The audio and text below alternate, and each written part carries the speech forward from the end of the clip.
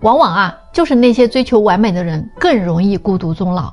我见过太多这样的案例了，男的女的都有啊。他们对于自己的认知啊，未必有那么准确，可是呢，对别人的要求啊，却高到了极致，几乎没有他们认为可以交付终身的人。即便是他们遇到了感觉完美的人，最后在接触中也能挑出对方很多的问题来。往往这样的人呢，他们还看不到自己的缺点和问题，一味的要求别人做到他满意。我认识一个大姐啊，今年啊都50多岁了，离婚20多年了，近些年呢一直是一个人生活，有个儿子已经结婚了，在国外工作，每年最多回来一趟。虽说那些年带着儿子比较辛苦，但是呢生活还算充实。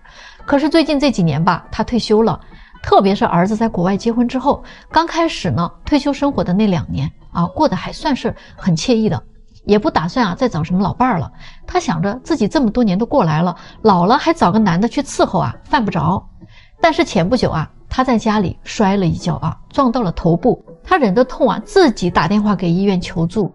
救护车来的时候啊，他已经晕在床上了，儿子呀到第3天才赶到。他躺在医院的那几天，脑海里一直在重复那天自己一个人无助的情景，心里啊有一种说不出的无力感。突然呢，这个时候他有了一个想找个老伴儿的想法了。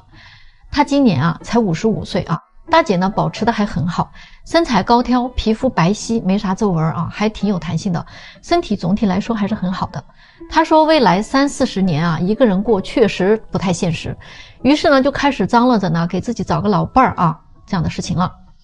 那我就问他了，你想找个什么样的大哥呢？可是呢，听他下面的描述啊，我就明白这位大姐为什么她会离婚，又为什么这么多年没有再婚了。她说是没有合适的啊，所以呢一直拖到了现在，就算了。但是我觉得呀，她忽略了一个重点，就是她的要求太高了。大家可以来听一听，你们觉得她能不能找到这样的一个伴侣？她要求男的在58岁以内，48岁以上。她呢是1.66米，要求男的呢是1.78米或者到1.80米，矮一点都绝对不可以，太高了也不好。而且呢，要求男的不能有啤酒肚啊，身材要修长，不能掉牙，不能秃顶，也不能有白头发。没有体臭，最好呢是单身。如果是离婚的有孩子的话，必须是判给女方的，最好男方呢是一个人过，而且呢是现在已经没有父母的那种。房产方面的话，要求比女方的多，面积呢也得比女方的大。工作要稳定，收入要比他的高，他自己大概退休金是6000左右。他要求男士呢必须呢是3万以上的收入，而且必须没有不良嗜好，比如打麻将啊、跳舞啊、喝酒啊，最好呢一样都不沾。不能接受吸烟的，如果一定要吸烟，那你抽雪茄可以。生活上啊要一起分担家务，不能把自己当保姆使，要给自己零花钱，会照顾人，细心体贴，性格温和的。学历要跟自己相当，怕以后聊不到一起。听了他的这些条件啊，我有些迷惑了。也就是说呢，他要求一个男的没有短板，十全十美，或者呢说每一个条件都得高于他。可是人家每一个条件如果都高于你了的话，还找你干什么呀？结婚就是长短相互互补的，大家都不是完美的人，哪怕你是20几岁的，也不可能找到一个完美的人。他说不行啊，我2婚一定要找个比头婚更好的，否则我离婚干什么呢？我说人家这个条件可以找45岁以下的了，不会找你的。他说不行啊，我各方面都很优秀啊，男的岁数比我大的，就我现在这个状态，我还嫌他们老呢。说真的啊，我听过年轻姑娘来许愿，也听过中年小姐姐们来许愿，这还头一回啊，听到一个55岁大姐一辈子都过了一大半了还来许愿的。我真的不知道她咋想的，我劝不动她啊，大家觉得她能找得到吗？你配得上这样的男生，但是呢，你的竞争对手是什么实力，你却不知道。前不久呢，我这里啊来了一个92年的女生，她呢想跟我啊聊一聊自己的择偶定位，因为她说啊自己从25岁就开始相亲了啊，要求条件一直都不算高啊，没有变过，但是这几年相亲下来没有一个谈成的。之前呢年纪小一点的时候呢，还有几个男生有点意向啊，接触一下啊，但是后来呢还是因为对方觉得不合适啊，就收场了。他说自己是92年的，想找一个大3岁以内的男生不算过分吧。自己呢是体制内的工作，想找一个同样是体制内的，这一条应该也没有什么毛病吧。然后呢收入方面比自己高一点就行，他1年呢12万，对方呢有个30万就 OK 了。在北京啊，这样的收入的男生不是很多吗？这一条是不是也不算高啊？另外的话呢，自己在北京有房有车，所以希望对方呢也有房子也有车。然后学历方面，因为自己是个硕士嘛，所以呢希望对方呢也是个硕士，这样呢也算是很对等的，对吗？身高的话，自己1.65米，要求对方175，这个也很正常，是不是？我听完之后呢，我就跟他说啊，从条件的匹配角度来讲的话，这样的要求呢确实一点都不过分，非常的正常，并且匹配的很好啊，没有高攀也没有下嫁，挺合适的。的确，你的条件应该配这样的男生的。可是有一个问题啊，你不能忽略了。我给他分析了一下，一个在北京的男生，年龄34岁以下，身高在175以上，体制内稳定的工作，有房有车，年薪30万以上，还是个硕士的学历，那么这样的一个男生，他可以选择的范围非常的大。就从年龄这一项来讲，他可以从20岁到30岁的姑娘中筛选，而且基本上比你年轻的女孩们啊，也都想找这样的男生，条件要求都跟你差不多。而一个女生的年龄又是男人最看重的一项，但是你自己呢，3个年龄段的男生，从学历来讲，男生呢可以从大专选择到硕士，这一点他的选择范围仍然比你大很多。那么还有就是啊，关于收入啊、房子啊、车呀，这几项是男生不太看重的东西，所以你有车有房对他来说意义不大。毕竟就算结婚之后，你的还是你的，他是占不到太多便宜的，对吗？所以啊，在这样的情况下，男生们肯定愿意找一个年轻的女孩子。所以你在匹配对象的时候啊，不要去跟男生匹配条件，而是要跟你的竞争对手去对比一下，你是不是人家的对手，这样才是对的。其实现在啊，结婚率已经非常低了，基本陷入了一个死局。因为好多的女生找对象啊，如果没有房没有车没有存款，她就不要啊。那男生呢，你有房有车有存款又跟我有什么关系呢？也不会给我用啊，我也不要你。有的男生觉得我的东西凭什么要给你呀？而没有的男生呢，啊，反正我啥也没有嘛，啊，我就不找了，反正我也找不到。有房有车有存款的女生呢，啊，又觉得那我啥都有了，我找个男人干嘛呀？男人呢觉得，哎，我有别墅啊，靠着大海，哎，我多有钱，我更不想找了，我找谁我都吃亏啊。总之呢，很多的女生啊，不管有没有都不满足，很多的男生呢，不管有没有都不大情愿，比来比去选来选去都30好大几了啊。好多呢好像自己过啊也没啥大不了的，那就接着自己过呗，反正都习惯了，所以他们都结不上婚。你们说对不对？资本已经开始放弃中国女性了，为什么呢？因为女性对于资本而言已经逐渐没有作用了，因为现在的男人开始觉醒。听到这里啊，一些敏感脆弱的姑娘们又该生气了，别以为我在胡说啊，给你们制造焦虑。男人已经开始反抗了，越来越多的男人选择单身不结婚，他们不再愿意用金钱去追求女孩子。有些男人甚至就是单身不结婚作为反击。资本呢，它的核心就是赚钱。现在的情况很明显，资本呢迟早都会抛弃女性的，这个并不奇怪，姑娘们可能不太相信。你们可以来看一看今年的七夕啊，在各大带货主播的评论区里，简直就像魔幻现实主义。有一个男生留言说啊，去年的七夕他给他的对象转了520，结果人家连声谢谢都没说。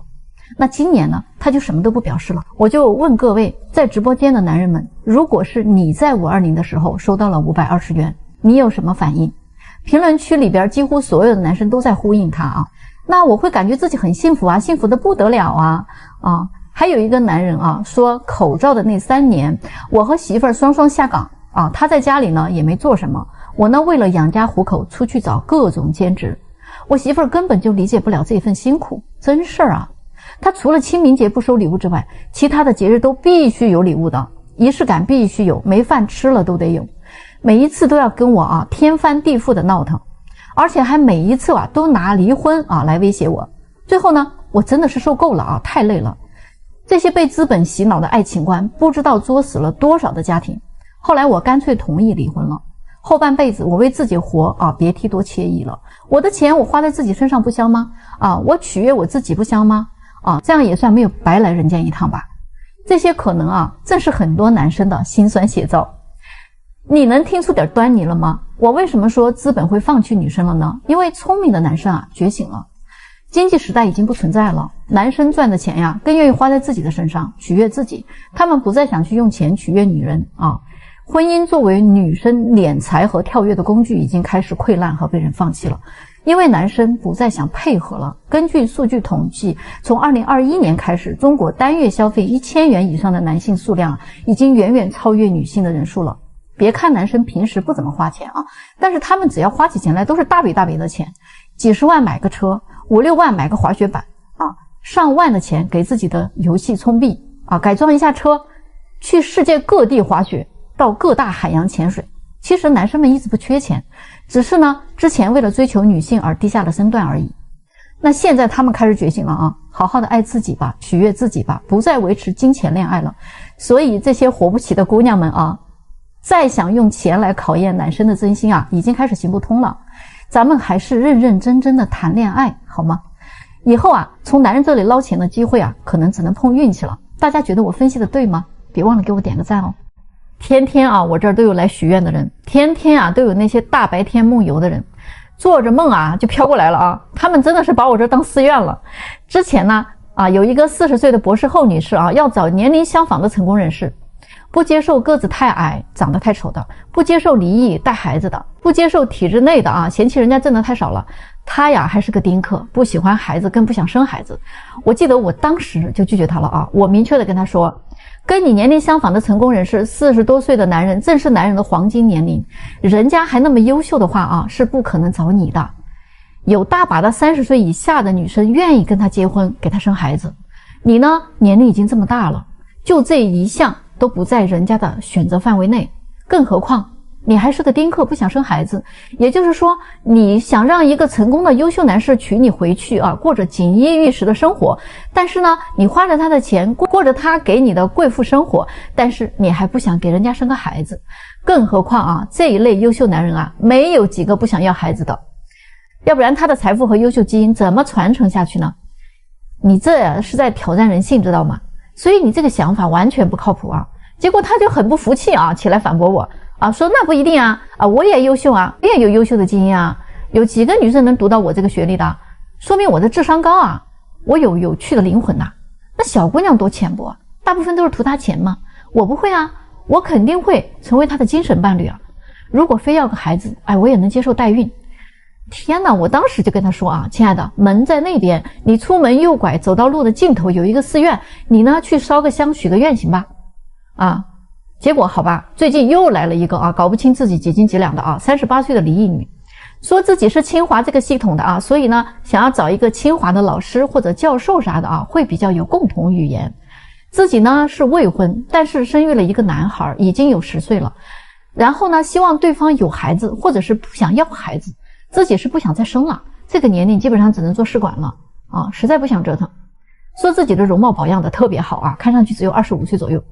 我真的是服了38岁了还生活在美颜相机里，咱能不能用原相机拍出来看一看真实的自己他的择偶范围只限清华北大这样的一流大学。他还说他自己其实有一个公司很多业务呢，很多时候都要跟这些人打交道的，可是因为都是业务关系嘛，所以就不太方便谈这个个人感情。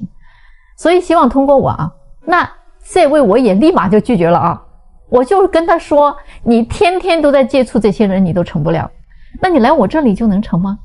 脑子是不是撞坏了？你们说咋想的呢？这些人。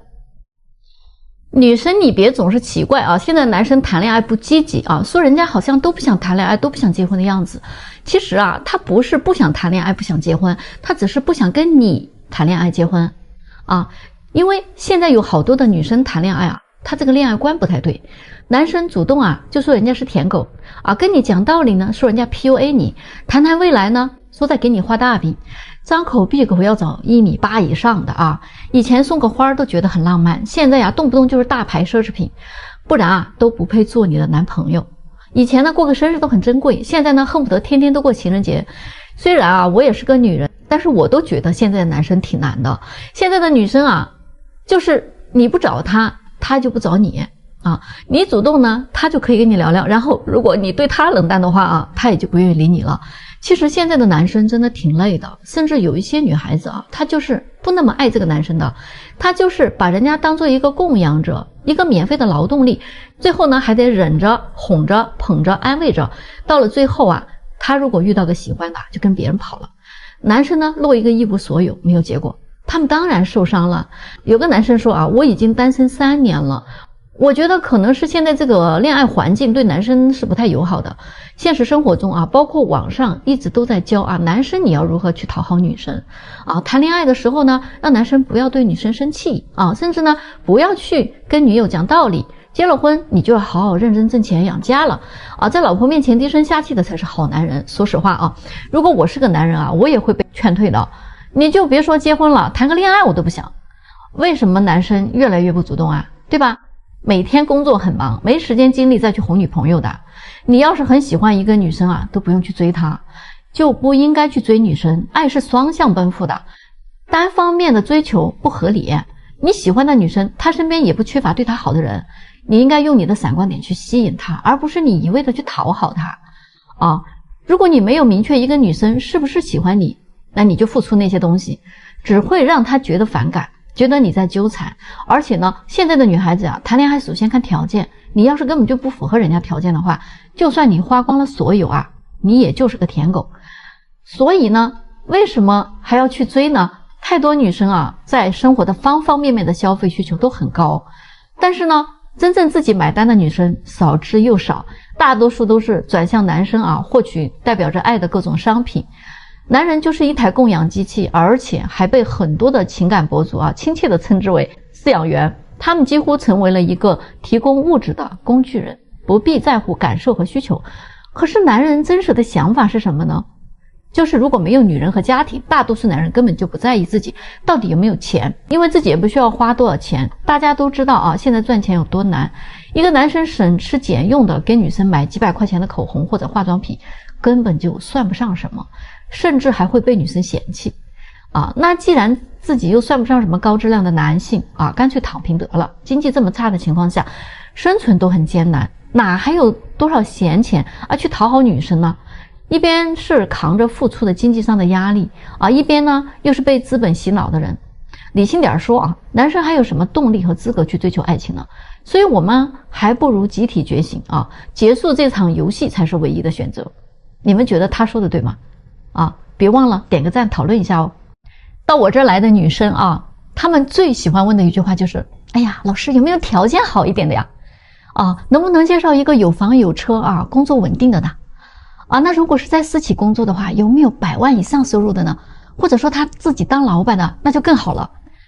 啊，我跟你们讲吧啊，这样的女生啊，她到这儿来基本上啊就是来许愿的。当你给她几个满足她条件的资料看的时候呢，她又会说啊，挑出一堆毛病来。哎呀，这个长相不是我喜欢的，一看照片就没有感觉。行，那咱给她再找几个她觉得长相也在线的，并且呢也满足她有房有车这种条件的。哎呀，你看这个收入啊才20多万，有点低的，那以后的生活会不会压力特别大呀？啊，咱们再来看看吧。哎呀，你看这个做生意的啊，收入倒是不少，但是呢，你看他的学历也不太行啊，还没有我的学历高呢，那以后我们肯定聊不到一起的。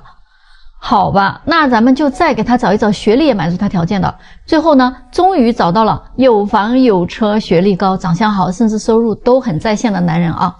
那这个时候啊，他又会给你来一个神反转。哎呀，你说这个条件这么好的男人啊，他能看得上我吗？他会不会特别挑啊？还有啊，他条件这么好，怎么还单着呢？哎，还会来相亲，他会不会有点毛病啊？这个人会不会是个托儿？你们看看啊，他们自己许愿都要许到不相信，真的是啊，有时候心脏病都会给你气出来的。你真的是啊，特别想怼他。相亲的人条件好的其实很多的啊，有年收入上百万，也有自己当老板的，甚至啊都有资产过亿的人啊。人家的条件好来相亲，这不很正常吗？哎，你觉得人家不正常，那你来相亲就很正常吗？那说明你条件差了。那你条件那么差，你还那么挑吗？别人年龄大了，哎，单身，那就是有毛病了。你自己年龄也这么大了，你也不是单身的吗？那你就没有毛病啊。我真的想提醒你一句啊，相亲真的不是买东西的，我们这儿也不是超市啊。你花钱可以随便挑东西，但是在这儿啊，讲究的是你情我愿啊。还有就是啊，最后你能不能找到一个条件好的，核心在于你自己配不配得上这样的人，不是红娘决定的。如果你最后真的没有嫁给高富帅，那真的不是红娘的问题啊，是你自己的问题，知道吗？虽然你是公主啊，也没有什么了不起，那人家还是个王子呢。昨天呢，有一个女生跟我说啊，我给她介绍的一个男孩子啊，最近啊把他拉黑了。2周前，这姑娘啊跟男孩见面以后啊，双方都很满意的，他们两个都是富二代，家庭条件和个人条件都非常般配。然后呢，彼此交换了微信之后，就开始约会了。第一次约会在餐厅，女孩呢路上有点堵，迟到了1个多小时。半途的时候，男孩就问她到哪儿了啊，等的确实有点不耐烦了。女孩呢偶尔迟到一会儿一般来讲是可以理解的，但是1个多小时啊，还是真的有点过分了，对吗？但是女孩到了地点之后啊，不但没有跟男生道歉，反而责问男生说，我在路上开着车呢，你为什么完全不顾及我的安全，不停地催我呀？她觉得男生特别的不绅士。这一顿饭吃下来，男生还是觉得有点歉意啊，那所以对她呢照顾有加，细心体贴。于是呢，女孩那个气也就消了。可是这个时候，男孩对女孩的印象却有些减分了啊。他不但迟到了啊，不道歉，好像男生等他也是应该的。而且呢，这顿饭的中间啊，一直就是男生在照顾他的喜好，而他呢，只是在审视对方的一言一行啊，自己却没有任何的作为。第2次约会呢，2个人啊是去看电影，先约好了的看什么电影，结果临到要开演了，突然啊，女孩说不想看这个了，要不要换一个？男生呢又跟他重新挑选啊，2个人花了1个多小时才决定看什么。在电影院里边呢，中途男生口渴了，顺手啊去拿旁边的矿泉水，因为太黑了看不清，结果呢就抓到了女生的胳膊。这个女孩啊快速的抽离了，并且立刻马上来了一句干嘛呀？我可不是那种随便的人啊。男生很尴尬因为在电影院里他又不方便解释，心情被弄得很糟。回家以后男生已经开始有点下头了感觉这个公主脾气太大了真的是不招人喜欢。可能呢是从小到大被骄纵惯了。那第3次的约会直接就夭折在了微信里女孩说要约周日周6她有事儿，结果男生呢把时间弄错了把周日呢安排出去了。这下又惹怒了公主她对男生说，你对我说的话怎么就一点都不上心呢你到底能不能认真听别人说话？男生说那我以后就认真听你说话好吧。本来男生是想调侃一下的结果这句话对于这个女生来讲就是在怼她她马上就回应男生说，看来你适合找那种舔着你的女生，那种女生普遍都会哄人嘴也很甜。于是2个人就在微信里你一句我一句就这么吵起来了。最后男生就说了一句，你要是不会说话可以少说，真的是一句比一句难听，你可以闭上你的嘴了，你这个人极其的没有礼貌，知道吗？你有什么资格对一个并不熟悉的人进行评价？